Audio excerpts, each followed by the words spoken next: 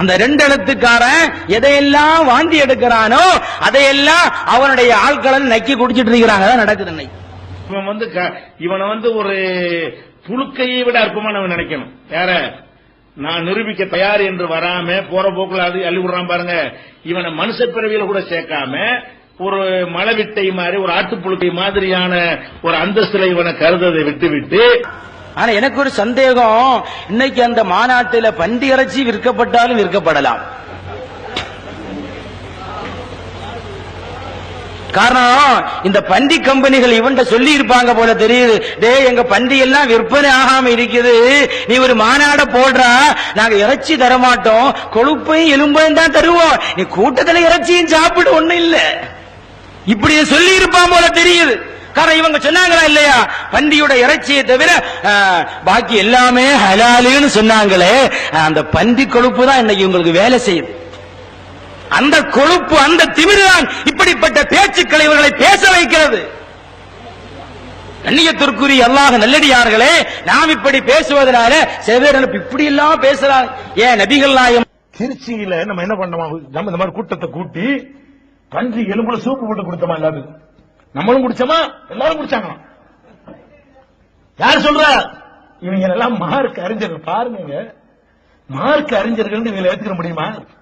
இதை பத்தி கொஞ்சம் கூட அல்லாஹ்வுடைய அச்சம் இல்லாம இப்படி பரப்புற அளவுக்கு தைரியம் பெற்றிருக்கிறார்களே, இவர்கள் எப்படி என்ன நினைக்கிறீர்கள்? அவங்க பக்கம் போவாதீங்க, பன்னிக்கறியில சூப் கொடுத்து சாப்பிட சொல்றாங்களா இல்லையா? நோட்டீஸ் போட்டிருக்காங்க. இதெல்லாம் மறுமையில கேள்வி வர நினைச்சுக்கிறியா? ஓன் தொழுக ஓனோம் எங்களுக்கு வரும் வச்சுக்க. யாரா சொன்னது பன்னிக்கறி சாப்பிட சொல்லி? என்னன்னு தெரிந்து பேசுகிறீர்களா? இந்த மாதிரியான அவதூறுகளுக்கு எல்லாம் ரப்புல் ஆலமீன் கேள்வி கேட்க மாட்டான் என்று நினைக்கிறீர்களா? மறுமையில் இதற்கு விசாரணை இல்லை என்று நினைக்கிறீர்களா? என்ன எதற்கு இதை சொல்கிறார்கள்? லா இலாஹ இல்லல்லாஹ் இருக்குல்லங்க, லா இலாஹ என்றால் வணக்கத்திற்குரியவர் யாரும் இல்லைன்னு அர்த்தம். இல்லல்லான்னு சொன்னா அல்லாஹ்வை தவிர அர்த்தம்.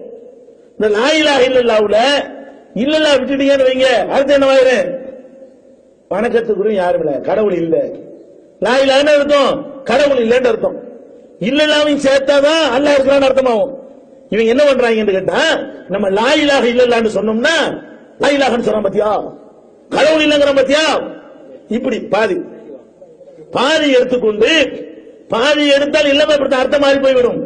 இந்த மாதிரியான ஒரு விஷமத்தனமான பிரச்சாரத்தை யார் பண்றா?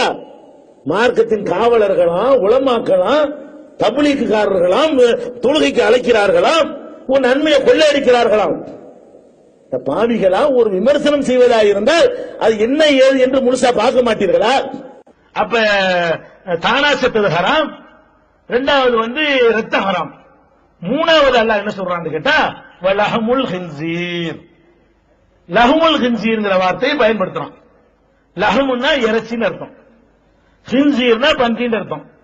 அல்லாஹ் என்ன செய்யவில்லை, பன்றி ஹராம் என்று சொல்லவில்லை, பன்றி இறைச்சி ஹராம் என்று ஒரு வார்த்தையை போடுகிறான். இதை விளக்குறோம்.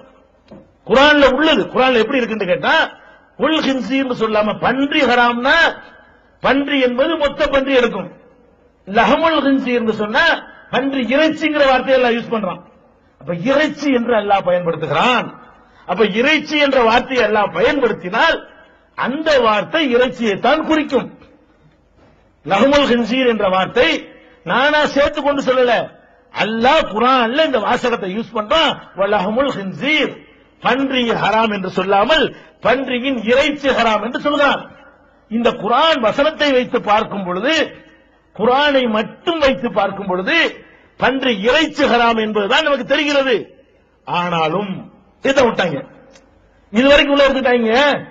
ஆனாலும் நபிகள் நாயகம் ஸல்லல்லாஹு அலைஹி வஸல்லம் அவர்கள் பன்றியை ஒட்டுமொத்தமாக திஜாரத்து செய்வதை, வியாபாரம் செய்வதை தடுத்திருக்கிறார்கள். இது புகாரியில ஹதீஸ் இருக்கிறது. ரசூல் ஸல்லல்லாஹு அலைஹி வஸல்லம் அவர்கள் எதை விற்பதற்கு தடை செய்தார்களோ அது முற்றிலும் ஹராம். அதனால பன்றியவே மொத்தமா ரசூலுல்லாஹ் தடுத்த காரணத்தினால அதனுடைய அனைத்தும் ஹராம் என்பது ஹதீஸில் இருந்து தெரிகிறது. பாயிண்ட் விளங்கணும்.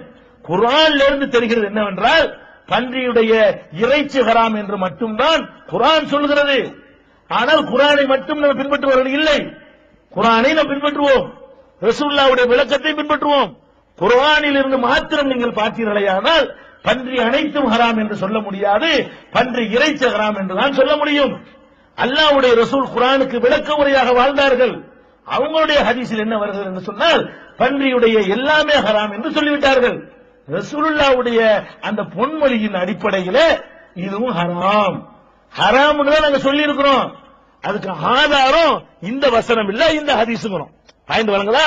குர்ஆனுடைய வசனத்தை வைத்து மட்டும் சொன்னால் இறைச்சி மட்டும்தான் குர்ஆனில் இருந்து சொல்லப்பட்டிருக்கிறது. ஹதீஸை வைத்து சொன்னால் எல்லாமே ஹராம் என்று தெரிகிறது. இது என்ன பண்ணிவிட்டாங்க? இந்த முதல்ல எழுதி முடிக்கிறோம்ல, அல்லாஹ் பன்றி என்று சொல்லாமல் பன்றி இறைச்சி என்று சொல்கிறான். இறைச்சி என்றால் இறைச்சியைத்தான் குறிக்கும். முழு பன்றி என்றால் பன்றி என்று அல்லாஹ் சொல்லியிருப்பான். லஹ்மு என்று போட்டிருக்கிறான். இதுவரைக்கும் நோட்டீஸ் அடிச்சு பார்த்தீர்களா என்ன சொல்லிட்டார்? பார்த்தீர்களா? அப்ப அல்லாஹ்ட்ட போய் கேளு. அல்லாஹ் எப்படி சொல்லியிருக்கிறான்? பார்த்தீர்களான்னு கேட்கிறிய? லஹ்முல் ஹின்சீர்னு போட்டது நானா அல்லாஹ்வா? ஹின்சீர் மட்டும் போடாம பன்றின்னு மட்டும் போடாம பன்றி இறைச்சி என்ற வார்த்தையை யூஸ் பண்ணது அல்லாஹ்வா நானா? போய் அங்க போய் கேளு அல்லாஹ்ட்ட. அட பாதியை சொல்லி பாதியை மறைக்கிறீர்களே, இதெல்லாம் பாவம் இல்லை நினைக்கிறீங்களா? இப்படி எல்லாம் இப்படி பரப்பி விட்டோம்னு சொன்னா நமக்கு ஏண்டா வம்புன்னு உட்கார்ந்துருவாங்கன்னு நினைக்கிறாங்க. நம்ம ஏதோ நேத்து தான் இன்னைக்கு களத்துல வந்த மாதிரி நினைச்சிட்டு இருக்காங்க. 25 வருஷமா நீங்க பரப்புனதை விட புதுசா பரப்பிட போறீங்க. அப்படி உட்கார்ந்து அன்னைக்கு உட்கார்ந்து இருப்போமே. எப்ப இந்த மாதிரி பரப்புறாங்களோ அப்பதான் என்னையை பொறுத்த வரைக்கும் யார் ரொம்ப பரப்புறாங்க அப்பதான் தீவிரமா இறங்கி நான் வேலை செய்வேன். வழங்குதா? பரப்புனா ஒதுங்கி ஓடுறாரு, அது வேற. சில ஆட்கள் அப்படி இருக்கலாம். எவ்வளவு பரப்புறாங்களோ அவ்வளவு ஆக்ரோஷமா நம்ம என்ன செய்வோம், இறங்கி நின்றுதான் களத்தில் நிற்போமே தவிர நம்ம பாட்டு சும்மா விட்டுதான் நம்ம